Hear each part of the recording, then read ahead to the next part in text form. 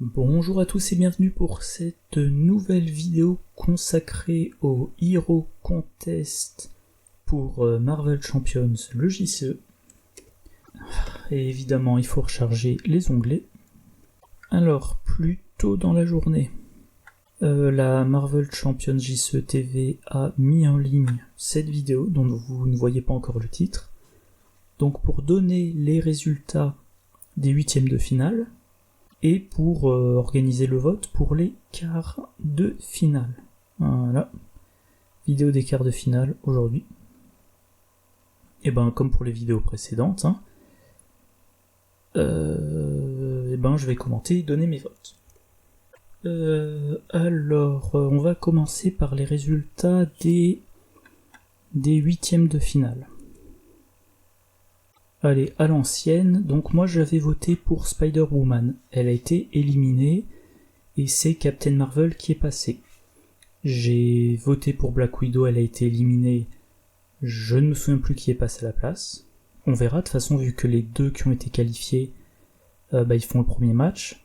Captain America qualifié, Gamora qualifié, Vision qualifié, Miss Marvel qualifié, Iron Man qualifié et Venom qualifié. Alors je dis une première fois, jusqu'à présent, à l'exception peut-être d'Hulk une fois, mais je suis plus sûr, mais globalement, moi je vote en fonction de ma préférence entre les deux. Je fais pas de vote stratégie, et dans cette vidéo-là, c'est tentant, mais bon. Je vote aussi sincèrement que possible. Donc le formulaire, voilà. Allez, voilà, ça devrait être bien visible. Le premier vote, Captain Marvel, donc voilà. C'est Captain Marvel qui s'est imposé contre Spider-Woman et War Machine contre Black Widow. Alors, je me souviens plus quel a été leur vote, j'ai regardé la vidéo deux fois là à l'instant, mais j'ai pas retenu chacun des votes. Alors Captain Marvel est très aimée et y a vraiment l'idée, elle pioche beaucoup, la pioche c'est génial. À Lyon qui disait, comme on pioche, on atteint, on a beaucoup de pioches, donc on va vite atteindre les cartes d'aspect qu'on a mis dans son deck, donc ça incite à jouer un peu tout. Ouais, moi je crois que je l'ai déjà dit les dernières fois, Captain Marvel, oui, elle pioche beaucoup et c'est bien. Oui, elle est forte. Mais au final, je la trouve chiante. Qu'est-ce qu'on fait ? On pioche. On pioche et on regarde comment on va avoir des ressources énergie. On veut piocher et la soigner, il faut une ressource énergie. On veut charger sa super attaque, des ressources énergie. Donc voilà. Alors maintenant, War Machine. Alors le set de War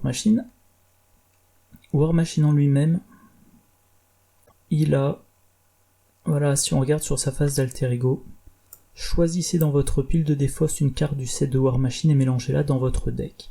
Il y a une incitation à aller en alter ego. Et remélanger dans son deck une carte de la défausse, c'est de la récursion. J'aime les héros qui font faire du flip-flap, j'aime la récursion. Donc déjà, rien que sa carte de héros, ça me branche. Ensuite, son allié signature c'est Iron Man 3-2-2-3. Après qu'il entre en jeu, on va chercher une tech dans le deck ou la pile de la défausse et on la met dans sa main, puis on mélange son deck. Donc on tutor. C'est bien. Globalement cet allié là, et moi je le trouve bon. Et autre chose que j'aime bien autre chose que je recherche chez un héros, un bon allié signature. Autre chose, alors c'est pas directement dans le set de War Machine, mais c'est présent dans le pack, une carte en équipe pour Iron Man et War Machine. Alors oui, elle coûte 3, oui c'est cher, mais encore chercher une amélioration tech dans le deck, la mettre en jeu, mélanger le deck, redresser Iron Man et War Machine, c'est bien. Et à la limite, moi, je dirais que cette carte-là, elle m'intéresse plus dans un deck Iron Man. Mais en tout cas, c'est encore une carte qui valorise l'allié signature. et encore une carte qui d'une certaine mesure fait de la récursion. Alors on va chercher dans son deck, mais après tout vous avez l'effet de James Rhodes pour mélanger cette carte dans votre deck. Voilà. Et enfin voilà, l'entrepôt de munitions, action d'alter ego, une autre carte qui incite à aller en alter ego, donc voilà. Donc Captain Marvel, je la trouve un peu lassante. War Machine, alors que j'ai très peu joué, je le reconnais, je l'ai très peu joué, mais il a à peu près tous les éléments que je recherche chez un héros. On passe à la suite. Captain America contre Gamora. Dans une vidéo précédente, je disais Captain America 2-2-2. Il a 2 bonnes cartes, il a de la génération de ressources, il a un bouclier qui fait passer sa défense à 3, son set est costaud, offre des possibilités, parce qu'on a par exemple des événements pour sonner, on a des événements pour annuler des dégâts, donc on peut tester un deck plutôt défense, grâce à sa défense qui passe à 3, on peut tester un deck qui reste en héros, on peut tenter un deck qui fait un peu du flip-flap. Donc, je crois que dans une vidéo précédente, j'avais dit que Captain America, c'est peut-être le héros à choisir pour tester un nouveau style de deck.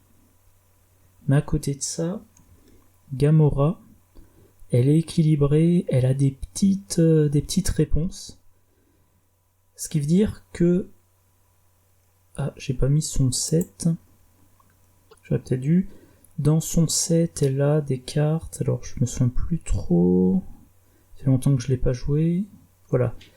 Une attaque qui inflige plus de dégâts si on a déjà joué un contre. On a un contre qui retire plus de menaces si on a déjà joué une attaque. On a ces réponses-là qui vont retirer une menace et potentiellement débarrasser d'une manigance annexe avec un icône de crise. Faire un dégât sur un ennemi et potentiellement achever un garde ou faire sauter un état tenace, donc il va falloir jouer à fond sur le timing. Dans quel ordre je joue mes événements pour avoir le meilleur de chaque événement, dans quel ordre je les joue pour ne pas être bloqué. Voilà, par exemple, ce que je veux dire, c'est que si je joue un contre, le dégât va potentiellement me débarrasser du sbire qui m'empêche de faire ma grosse attaque, et vice versa. Si je joue mon attaque, le retrait de la menace va peut-être me débarrasser de la manigance annexe avec crise, qui pour le moment m'empêche de faire mon gros contre sur la manigance principale. Donc il y a du timing. Le timing, c'est le dernier élément que je cherche chez un héros. Tous les autres, je crois que je les ai cités pour War Machine. Le seul que j'ai pas cité, c'est le timing. Et Gamora joue beaucoup sur le timing et j'adore ça.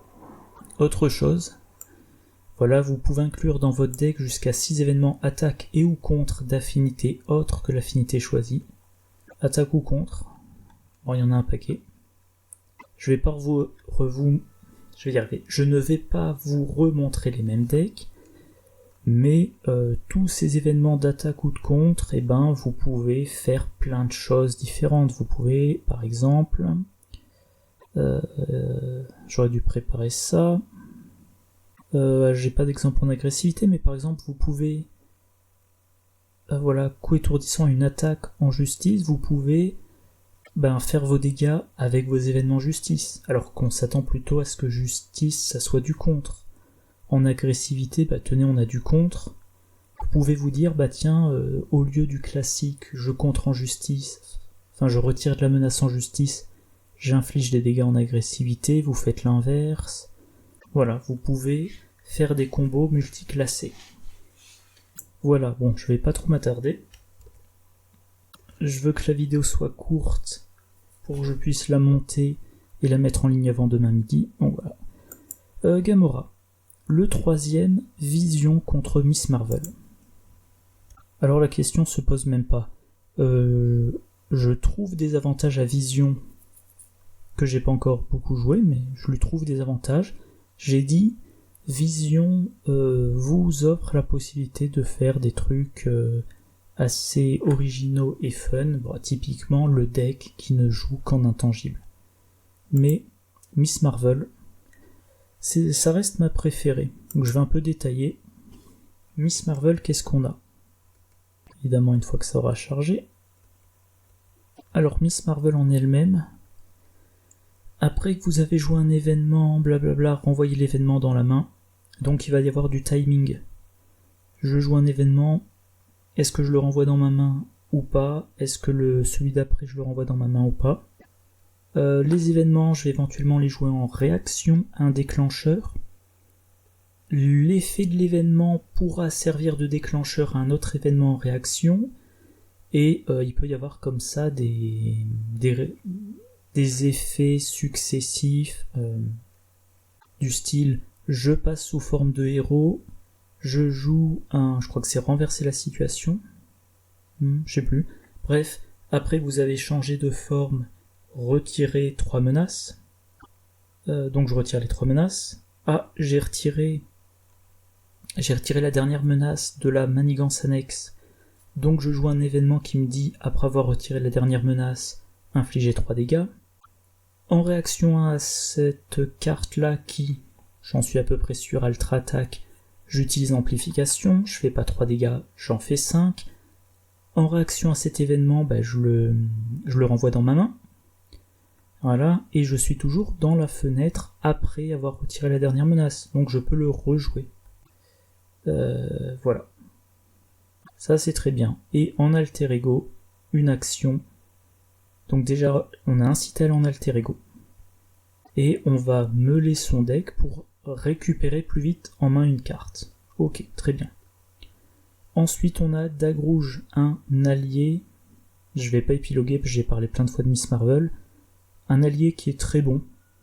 Donc, allié signature qui est bon, j'aime ça. Et on peut le renvoyer dans sa main. Donc, c'est de la récursion. J'aime les bons alliés signature, j'aime la récursion. Et probablement mon type de récursion préféré, c'est la récursion d'alliés. C'est pour ça que j'adore jouer Hawkeye. Enfin, je l'ai plus joué depuis longtemps parce que il y a plein de héros et voilà, ça tourne, mais j'ai pris beaucoup de plaisir à jouer Hawkeye avec l'idée de remonter Mockingbird dans ma main, la rejouer, la remonter, etc. J'en parle dans une vidéo de deck demain. Donc je pense que la vidéo sortira en même temps que celle-ci. Ensuite, les 3 individus. Action d'alter ego, action d'alter ego, action d'alter ego. Ça incite à aller en alter ego. Donc Miss Marvel. Alors, quand je la joue en justice, évidemment, je fais du flip-flap. Et essentiellement, alors voilà, donc quand je la joue en justice, évidemment je fais du flip-flap, et même quand je la joue en protection, je suis vraiment tenté de le faire tellement les 3 ont cumulé un effet puissant. Et Amir Khan, il prend une carte de la pile de la défausse, il la met sous le deck, de la récursion. Et à noter, des cartes qui mentionnent le fait d'être champion. Voilà, il y en a plusieurs. Pack Ironheart et Nova. J'ai à peine touché à ces 2 packs pour le moment. Mais il y a des choses potentiellement intéressantes et voilà, une vidéo alors voilà, privée, elle n'est pas encore diffusée, elle sera diffusée le 26, donc dimanche prochain, quand vous regarderez la vidéo. Dimanche prochain, une vidéo Miss Marvel solo agressivité. Donc voilà, sans hésiter, Miss Marvel, quart de finale 4, le dernier. Venom contre Iron Man. Alors, Venom en lui-même. Alors, de la génération de ressources. Ok. Bon. Jusque-là, rien de spécial. Mais ces 2 pistolets qui, cumulés, peuvent donner plus de à un de ses pouvoirs de base. Donc Venom, il est 1 de 2... comment formuler ça? En contre, il a entre 1 et 3. En attaque, il a entre 2 et 4. En défense, il a entre 2 et 4. C'est enfin polyvalent. On choisit ce qu'on veut faire et les pistolets le renforcent. Le multiflingue, c'est une carte géniale. On inflige des dégâts à un ennemi sans que ça soit une attaque. On inflige un dégât à chaque sbire engagé avec un joueur. Donc, moi j'appelle ça du dégât de zone. On fait du retrait de menace, mais ce n'est pas du contre. Donc c'est super polyvalent, c'est pas bloqué par sonner, c'est pas bloqué par désorienté, et si j'ai pas de bêtises, c'est pas bloqué par patrouille. Et c'est pas bloqué par garde, vu que c'est infliger des dégâts mais pas attaquer. Donc très bon. Et enfin, le courir et tirer. On le redresser son héros, c'est bien. Enfin, c'est même très bien. On redresse les armes. Venom, il peut attaquer de 4, puis contrer de 3. Ou alors il peut, pendant la phase du méchant, il défend de 4. À son tour, il se redresse et il attaque de 4. Donc c'est vraiment, vraiment très bon. Donc voilà mon fameux deck Venom passif-agressif, que j'adore. Et j'ai... Alors, je m'embrouille toujours dans l'ordre de diffusion. Vous en avez pas encore entendu parler, mais le 26... Ouais, c'est ça. Le 26, j'ai fait une vidéo sur un pack fan-made pour l'agent anti-Venom que j'ai trouvé par hasard, et un pack très intéressant. Voilà. Donc oui, je vote Venom. Par contre, c'est vrai que Iron Man, je l'adorais au début du jeu. Alors un autre petit, on va dire spoiler de ce qui va venir sur la chaîne, j'ai déjà annoncé, mais enfin je l'ai déjà évoqué. Alors c'est encore très brouillon, mais voilà, j'ai essayé de voir combien de parties j'avais fait avec chaque héros au fil du temps. Et voilà, pour voir si au fil du temps, s'il y a une époque où je ne jouais par exemple qu'Iron Man, puis ensuite j'ai complètement arrêté. Et si je regarde, et évidemment ça ne marche plus. Pourquoi ça marche plus? Voilà, c'est réglé. Donc si je regarde Iron Man en partie totale, bon, si mes calculs sont pas faux, voilà, avec Iron Man, j'ai fait d'après mes relevés, alors qu'ils sont encore que pas provisoires, mais partiels, voilà. D'après mes relevés partiels, Iron Man représente 10% de mes parties, voilà. Alors que Hulk ne représente que 2,3%, Doctor Strange 1,8%, donc clairement, on voit qu'Iron Man, je l'ai beaucoup joué. Je l'apprécie toujours. Voilà, comme, je crois que c'est Lyon qui disait, en protection, bah oui. Protection, il a l'armure électrostatique qui est une tech, il a la barrière énergétique qui est une tech. Donc il peut défendre, il peut faire de la déflexion des dégâts, ensuite il peut se redresser, c'est intéressant. Et je l'ai déjà mentionné, dans le set Penny Parker, il y a le générateur de champ de force qui est aussi une tech et qui va faire alors de l'absorption, pas de la redirection. Il y a, alors j'ai pas l'image, je vais pas voir l'image, mais dans le pack, je crois que c'est Iron Heart. Oui, dans le pack Iron Heart, il y a Pinpoint qui va vous permettre... Ah non, pardon, faut avoir le trait champion, j'ai rien dit. Donc voilà, il y a ça, et aussi, il y a l'événement Reaper Voice, donc, je sais pas, réaffectation, qui va vous permettre de défausser une tech pour vous redresser, toujours bon de se redresser, et d'augmenter une de ses stats de X, où X est égal au coût imprimé de la carte.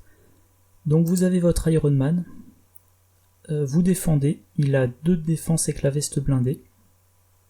Avec barrière énergétique, il s'évite des dégâts.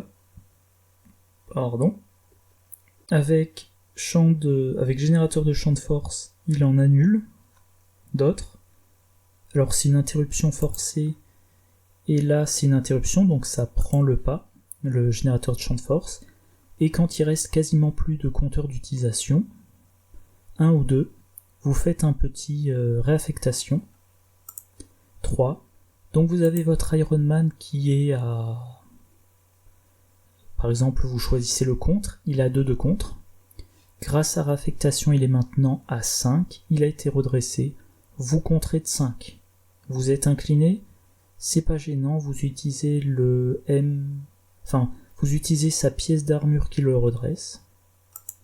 Report Poise, c'est jusqu'à la fin du round.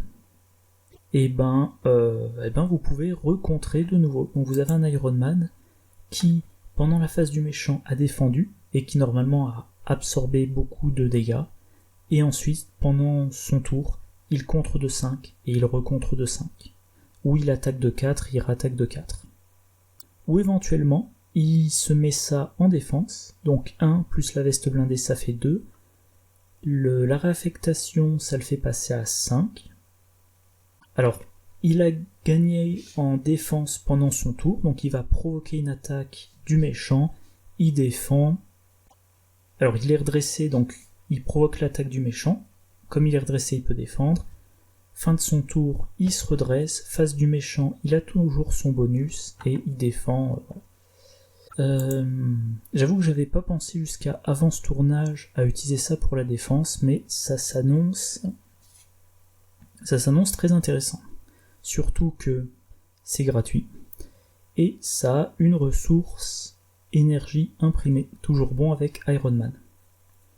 Donc comme je le disais, je vais ressortir Iron Man avec plaisir, mais là tout de suite maintenant, entre les deux, je choisis Venom. Et alors je suis sensible à l'argument d'Alion qui dit que si Miss Marvel gagne contre Vision, elle devra affronter en demi-finale le vainqueur entre Venom et Iron Man, et qu'elle aura plus de mal contre Venom que contre Iron Man, mais comme je le disais en début de vidéo, je ne fais pas de vote stratégique, je vote pour celui des deux qui me plaît le plus, et c'est Venom. Et voilà, donc, envoyé. Voilà. Un petit à voter. Voilà. Et puis, je vais faire le montage ce soir. Et le mettre en ligne demain midi. Voilà, je m'attarde pas plus. J'espère que la vidéo vous a plu comme d'habitude. Moi, je vous souhaite une bonne journée, une bonne soirée, de bonnes parties. Et je vous dis à la prochaine. Au revoir.